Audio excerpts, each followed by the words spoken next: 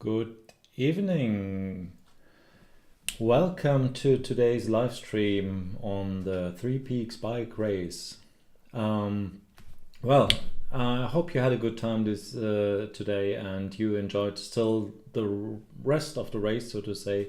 So it's not not yet totally done. So, but the majority of folks have reached the finish.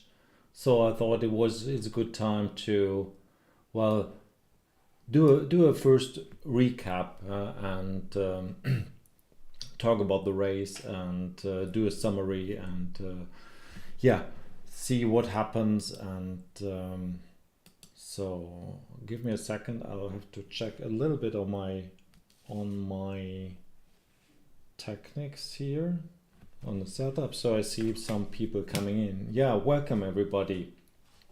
I'm happy that you find your way here to my little Three Peaks bike race studio, what we have established this year for the first time. So what do I want to do today? So I think it's worth having a look at this year's race. Yeah, so a lot of things happen, and I think it was an exciting race, and there's a lot to do. So I would take this evening hour now, perhaps half an hour or so, to look back together with you guys and to pull up some memories that you may have or you may not have. But yeah, that's what it is. So let's go to the start, and of course we are dot watchers, so we start with the dot watching here. So that's the current view on the race, and as you can see, give me a second, I'll just arrange that here properly. So that's it.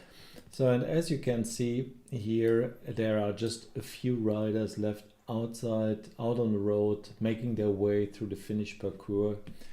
So we'll of course stay with them until they're there and have reached the finish line before we finally close the books, which will be tomorrow at 6 o'clock.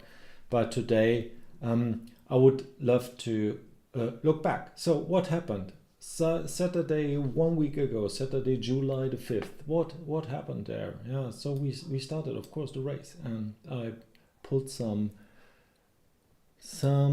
images. No, that's not the right one. And this is an image, a picture I really liked, and you can see it in the comments if you like. And that's how it looks when people are getting together in Vienna to start a race. Yeah, and that's that is. So this picture was a snapshot I took on the Friday afternoon before the race kicks off. So the participants already have picked up their trackers, and yeah, went to their hotels, their Airbnbs, or wherever they stayed, and you see they are spread all over the city. There's also a nice photo from the registration. I think that gives already some vibes. It's right there in the middle of Vienna, where people come together, check in, meet for the first time, pick up their trackers, get their bikes checked, and so on. So that's quite nice atmosphere, and I like these pictures. Yeah, so the start, as I said, was on the Saturday at around noontime. So there have been a couple of waves, and there were at the start line a total of, and I just made some notes because I cannot remember all the dates. So there were 281 riders in total who have made it to the start line. There were more registered, of course, but not all of them were able to join the race to whatever reason. Happened to me as well. So that's the first challenge they have to do, get there on time, and they know already there were some riders who would take the railway, especially the German Bahn, who had struggled with some delays, and yeah, but finally hope nobody has missed the start just due to traffic problems. So 281 riders, most of them coming from Germany, 131. Second largest country nationality was Austria with 46 riders, Switzerland following with 34, France 14, and UK 12. So that was out of 5 biggest nations that started this race, either solo or as a pair. And in total, there were riders from 20 nations around. So that's quite cool. It would be nice if there were more non-German speaking folks, but somehow this race seems to be very addicted to German speaking folks. That was the picture was quite similar last year as well. Later on, I have also a little bit of statistic how many of those have made it to the finish, but we'll come to this later. Yeah, so what happens? First day, as you can see, the weather was beautiful. Yeah, so it was blue sky, sunny but not too hot, somewhere in the high 20 degrees, so perfect weather for riding, and these guys really enjoyed it, I think, and made on their way. So we use a little bit that new replay function that we have on the Legends tracker to see what it happens. So we start to replay, and we start from the beginning. We are in Vienna now, yeah. So here, I hope it starts again. Now it starts. Okay, here we are in Vienna, and you see the folks moving through the field, and that is really nice functionality to try out. If you didn't do so far, you see here the line of dots, almost 300. No, it's less, that's due to the pairs, but a couple of hundreds of dots moving along the way over the finished parcours. The first 130 kilometers were quite similar to last year's parcours, making the way from Vienna to Mariazell through lovely hilly Austria. There's also quite some climbing already involved in that parcours, but I think most of the people will like it because it's nice. If you zoom in already a bit, you will see some numbers that will follow us throughout the race. It's 205 here in the beginning, that you will remember is Lauren's number, and 157, that is Niels. So the both, and I do not spoil it too much, you know that already, they both fought for the win throughout the race. But there were also a couple of other persons around who made their way. And as you can see, what happens here, we after the parcours is finished, so after the riders have reached Mariazell, they are open and free to choose their own road, and they have to plan their own route. To the next parcours here around CP1, the Monte Zoncolan. So at this point in time, we are moving through day 1. You see we are Saturday 17 o'clock. I will speed up a little bit because not too much has happened. You can see you can choose the speed, the reverse speed here, and yeah, speed up a little bit. So what you can see here is, and let me slow it down again, so that there are very little routing choices done at this point in time. So most of the riders took the route via Judenberg here, Sankt Veit an der Glan, not going the way via Klagenfurt and the Wörthersee, although this is a very beautiful route. Only a few chose to go that way, and others crossing here into that direction. And what you see here already is Laurens being in the lead with quite some distance in front of the others.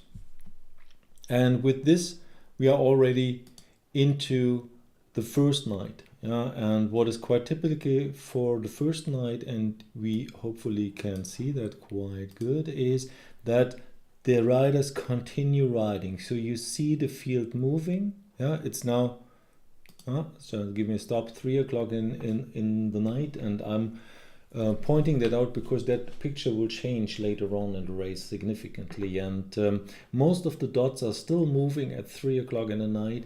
We have a few here who stop, but if you see, of course, people stop for the night, but there's little stopping. Yeah, and in the early morning hours, here Laurens and Niels have reached CP2. Let me zoom in a little bit.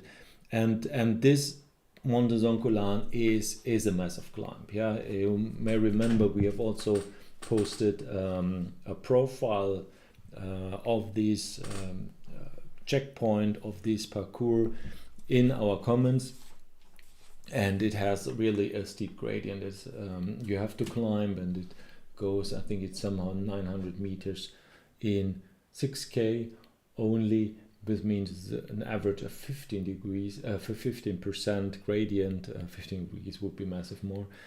So no, 15% gradient, and those two were lucky to come here quite early, because the weather at this point in time on the Sunday morning was still beautiful. Yeah, so the riders woke up with again a sunny morning, and could enjoy the time. And as you can see, there's a bit of moving. When the dots come to this steep climb here, they are moving slowly.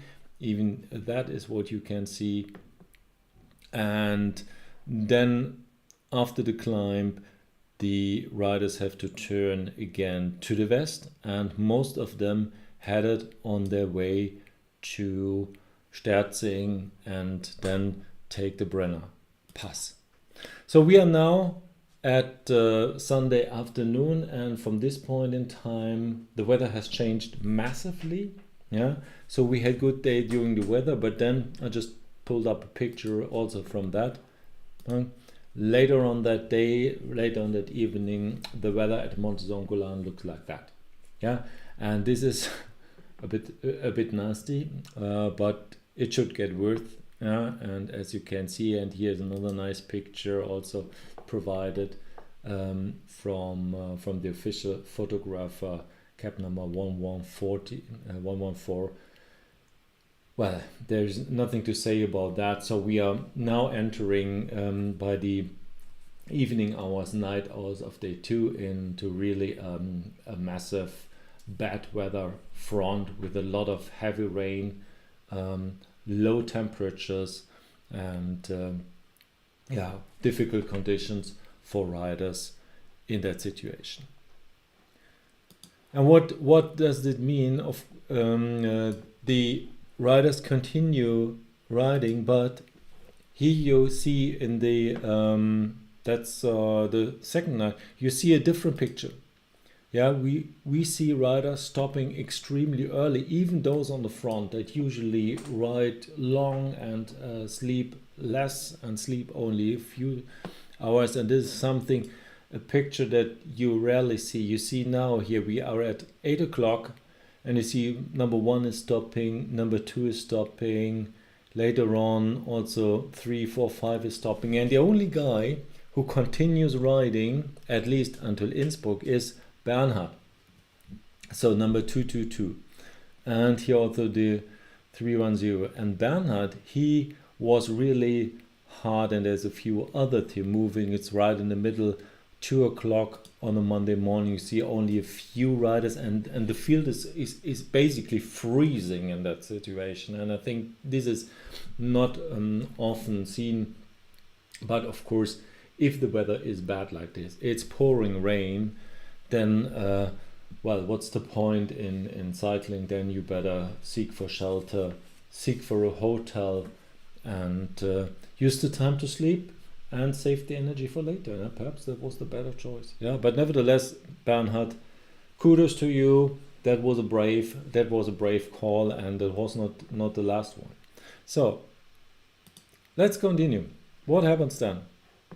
So, and again, here we are now entering into a situation where the field splits up again. So as you can see, Some riders are still at CP1, try to master Monte Zoncolan, which is of course more difficult in bad weather than in good weather. It's difficult anyhow, but it's raining like this, it's get worse. And here in that at that point, you see again the field split up. There are basically 3 routing choices the riders took from Innsbruck. There was that, well, middle route where they go via Vorarlberg and then through Switzerland, passing Lake Constance in the south. There were a few riders who took a more northern route, who crossed from Tyrol into Germany and then pass Lake Constance in the north. And I heard from some of those riders who sent me messages that was perhaps not the best choice, because they had massive headwinds in that area when they had to cycle towards the west with full wind and rain directly coming from the front, pushing into their faces. That is not an easy situation to deal with. And finally, there were also some riders who took a more individual route here, going via South Tyrol into Graubünden. I'm sorry, I'm missing the English word for it. Yeah, crossing into eastern Switzerland and then pathing over north. One of the riders that was in contact with, and he said, well, I did that because I thought that was the most scenic route, and I think that is a proper reason to go that way if you like to. So that's what you see is now again the field splitting up. Here the battle in the front, it's always Laurens, yeah. So funnily, Niels, our later second, has lost. Has fallen behind. He in that pack here, so he has quite some 100 kilometers behind. And even, let's spoiler a little bit, you see number 270 Robert Lehmann-Dolle, who later took 3rd place, is also not in the lead, yeah, but he was constantly moving through the field to the front, and he has really well used his energy and designed and worked through his race very well. So let's move and continue. And so that's let me check. This is day number 4, and day number 4 is still a bad weather day. Yeah, I have a video what I would love to show you that was sent by me, and this looks like this.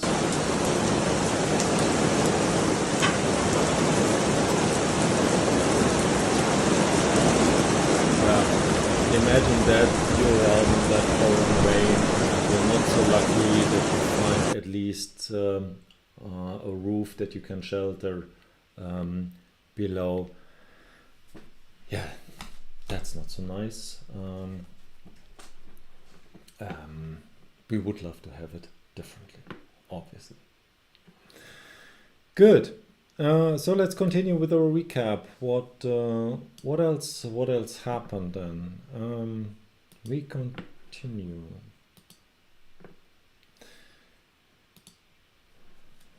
Yeah, on day 4, the riders have reached CP2.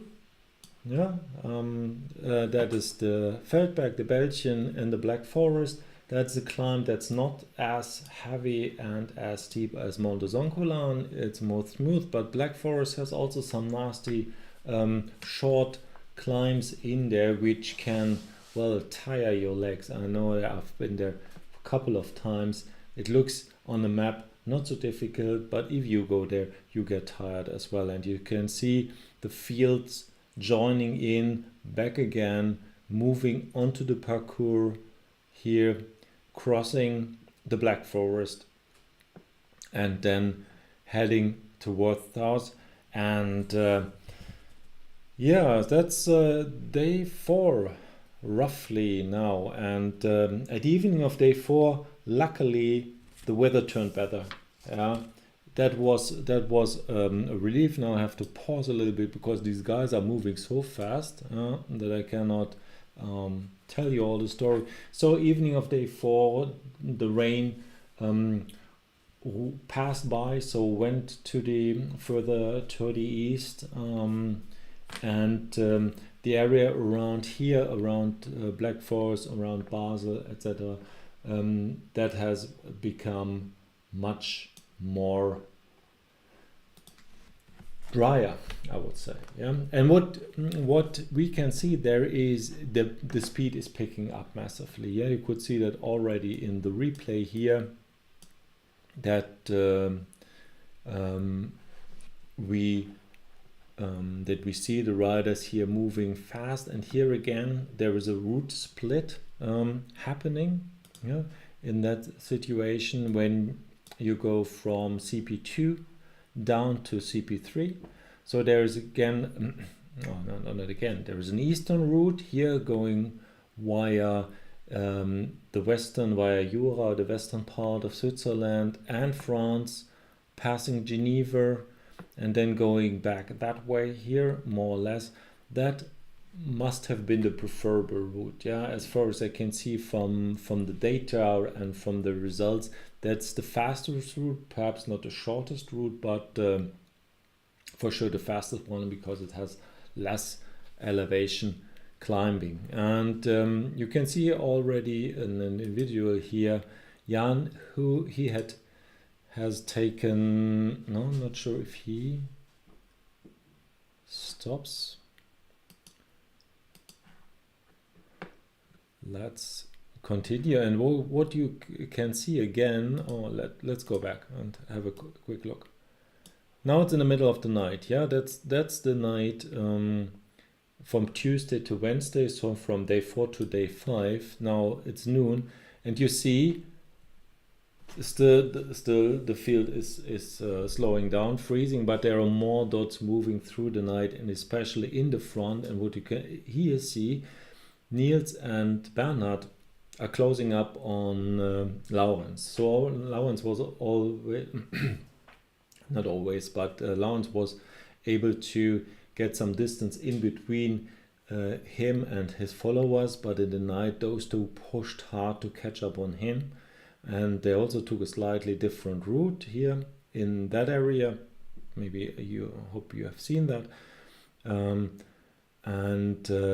so here Laurens was first at CP3, so and did quite well. So in here you see the other routing option that was available. Bertrand 88, he has taken the way on the eastern shore of Lake Le Mans, and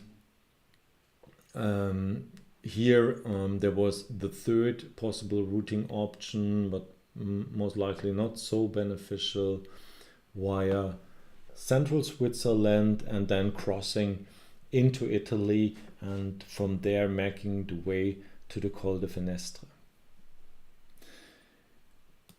By the way, I'm not sure if you know already the Colle de Finestre. I mentioned that in one of the live streams, that we will see that call again when you watch the transcontinental race this year. The Colle de Finestre is part of one of these mandatory parcours in the transcontinental, so it's quite popular, and yeah, so we'll see that again this year. So now we are getting already closer to the finish, and it's getting faster. Yeah, so we are now on the Wednesday. We are on, I mix it up. This is still day 5. We are ending day 5, and in the end of day 5 something interesting happens.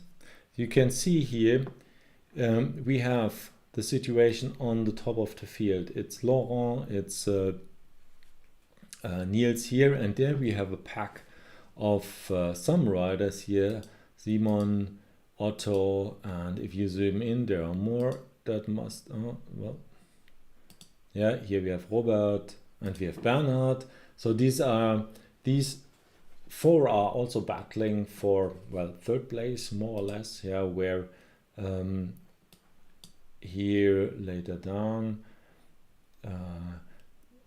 it seems that Lawrence is quite clear and quite in the front of the field, with Niels following at least some reasonable distance behind. I guess that is some 30 kilometers or so that he's behind.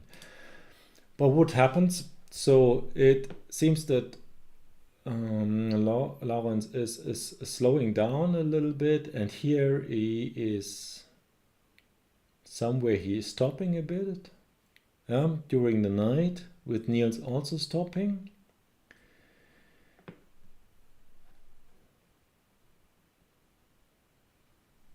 And it's now Thursday morning, that's day 6, and you can see here Laurent moving, Niels has obviously slept, and here, interesting, in the front we have Simon quite some distance in ahead of Bernhard and ahead of Robert. Looks like a long advantage, or so quite some time, but this we will see that this picture changes, and we can see that here on the replay, if you like.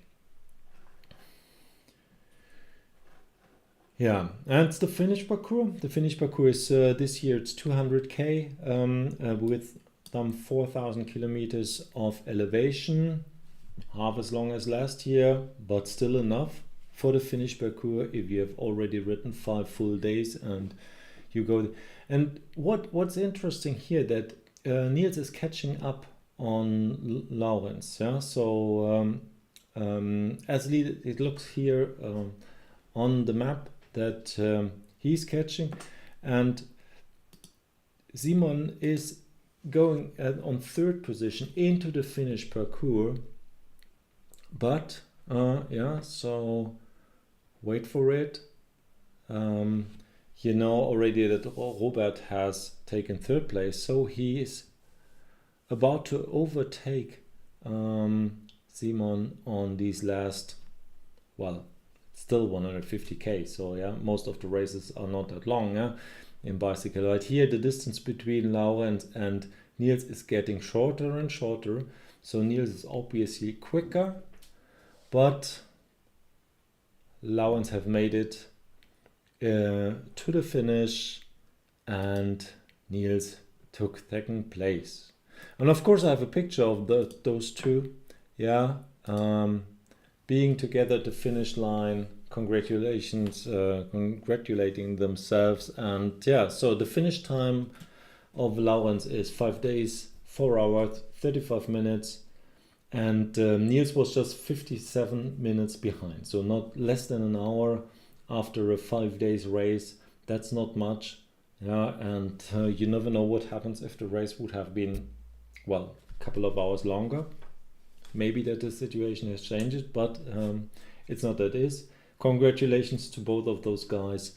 They've done a fantastic job this year, and for sure deserved the win. And here you see already Robert has passed Simon, and he is taking 3rd place when he makes it to the finish in 5 days, 9 hours and 14 minutes. Congratulations to Robert as well, here at Three Peaks Bike Race.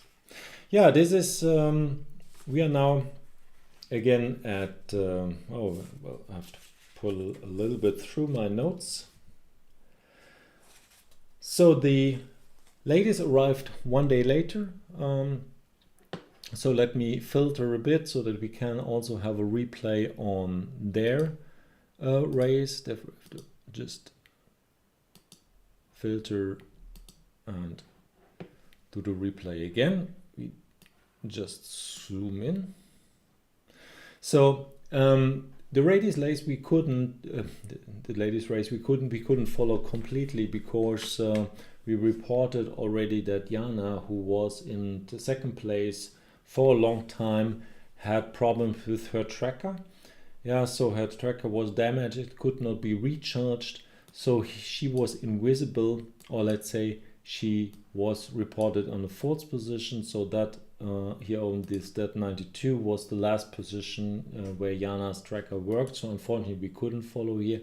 So we were updated, or I was updated by her husband about her position. So, and I put it in a comment that we at least could give some indications to the field and to the competitors where she is. That's not so nice. And even if you look at the leaderboard, she is not there with the finishing time, but maybe that can be corrected manually afterwards, after the race has ended. I'm not sure, but don't be surprised. She was there, and yeah, so she took second place. Yeah, let's have a quick look. So the distances here between the first three are a little bit larger than in the men's field. So first one was Larissa Unsin from Germany, who made it to Nice.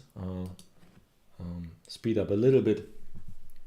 So, and she took 6 days, 16 hours and 18 minutes to finish this year's edition of the Three Peaks Bike Race. So congratulations to Larissa, and Jana came in second. As I said, we cannot see it here, unfortunately, on the tracker because there was no signal from her, and there was on third place there was quite some race between Mona 245 and Elisabeth 130. So there was a little bit of back and forth, as you can see here. Now Mona's taking the lead. Field is stopping into the night. Mona contacted me and said she had some problems with the Achille. Now here Elisabeth has passed by. Mona catches her again on the finish parcours, and both of them made their way more or less in parallel through the finish parcours on their way to Nice, and Mona was a bit quicker than Elisabeth, got in third, and Elisabeth went in second. So that's the women's result, third, first, second and third. And finally, for the statistic, I would like to mention also the pairs that came in. First was Martin and Markus Wess. Second, Helmut Puchwein, and forgot his teammate, I'm sorry. And third was Moritz and Nora Schmidli. You can check it in the leaderboard, of course, that's there, so that's completed. And what you can see here also on the tracker who's flying in is our ladies triple. Bernadette, Fiona and Isabella Dick, who came in first. Bernadette seems to have not finished yet, so she has a DNF. I didn't check that before, but Fiona and Isabella have made it to the finish line. Yeah, that's it so far. Let's go back to the live tracker and see where we stand before we wrap it up with some thoughts. Yeah, there's still riders. No, wait, I have to remove the filter. So there's still riders out there. Also the triple is on his way. Yeah, finally, how do the statistics like? Finishes, scratches, disqualifications. So we have until now 136 successful finishers, maybe solo or pairs. It's 122 solo rider and 9 pairs, if I'm not mistaken. 8 pairs. I would check. 136 people in total has reached it to Nice. 88 scratched so far, so there's still the races ongoing. So the final statistics I will do and post them tomorrow in the comments. We had one disqualification of a pair because of taking dangerous routes. That is also something that leads me to point that I would like to mention today. So of course it's a fantastic story. It's a nice rain. We have seen everything. We have seen rain. We have seen thunderstorms. We have seen beautiful sceneries, sunrises, sunset, and I think we have seen again a fantastic race. But what we also have seen, or at least have heard of, as a couple of accidents happened during the race. I was informed about some of them, which I decided to mention in the comments, because it has different reasons. So first of all, these people who has either crashed themselves, fallen, or were hit by cars, couldn't finish their race, so they came to the start line with some ambitions to do that, and they are taken out of the race by such a thing. That's not nice, and we should think about these people as well. Of course, we wish them a good recovery, and a full recovery, of course, a speedy recovery and a good way home. That's not so nice to end a race like this before. I think it's important to talk about that, because ultra racing is in some cases dangerous. We are riding in traffic, cannot be other. We cannot ride on closed roads like we have it in other competitions, and we have to be a little bit careful about that also. When you go too much into sleep deprivation, of course that lowers your concentration, and the critical situation that you may have mastered on a Sunday afternoon ride, you may not master on a Monday night after 2 or 3 days of less sleep. So this is something we should be aware of. So when you register yourself, make sure. But I think there are some measures that we can take as riders, and I'm riding myself as well from time to time on ultra race, and there are a few things I would like to mention. So, well, bike shirts. Forget about these colors that are currently so popular. Wear some shirts that are colorful, like that. Wear a pink shirt, a yellow shirt, a red shirt, something that you can see in traffic, that you are seen quicker. Like this, there's no point in wearing that olive, brownish, light gray, whatever, which is so popular. I think you can ride these types of shirts on your Sunday afternoon rides. If you go ultra cycling, wear like this, and this is mine. It's not my wife's one, this is mine. So don't be shy. Pink is also good for the guys. And turn on your lights. I have, for example, these tiny lights here. Those weigh some 30 grams. And they run on a battery 24 hours plus on a battery if you run them in this eco mode. So if you take 3 of them, it's 100 grams. They do not cost a fortune, and you can ride day and night with lights on. One is on the back blinking, you have one that is recharged, and a third one for spare if one breaks.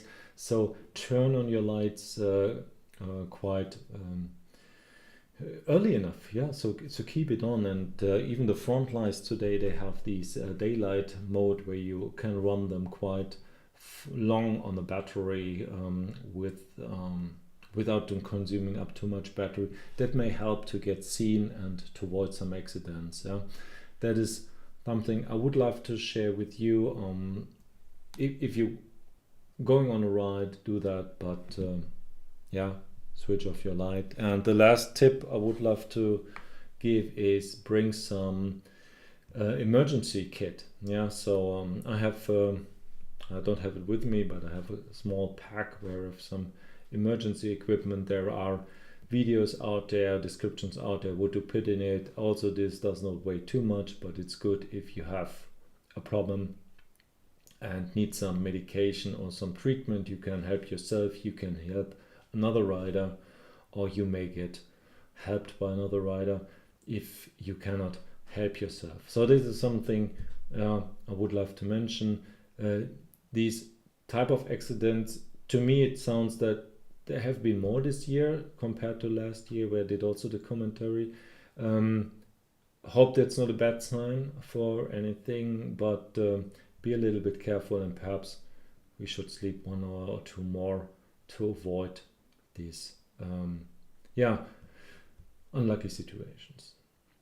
Having said this, that's it for this year. So I will close the live stream. Thanks a lot for watching, and thanks a lot for commenting. If you have some more questions that I can answer, put them in the comments under the live stream video. That's fair. Put them in the chat. I will try to answer that. I will do some final comments tomorrow afternoon. Official cutoff time is 6 p.m. tomorrow. And all the best to all the people out there who are still at the finish line, and I hope the finish line party is as good as it was last year, where I was able to be in Nice as well. And thank you for watching. I hope you enjoyed it, and register for next year's edition of the Three Peaks bike race, so that we will have again a good race. And see you soon. Bye bye, and stay tuned for some more updates tomorrow.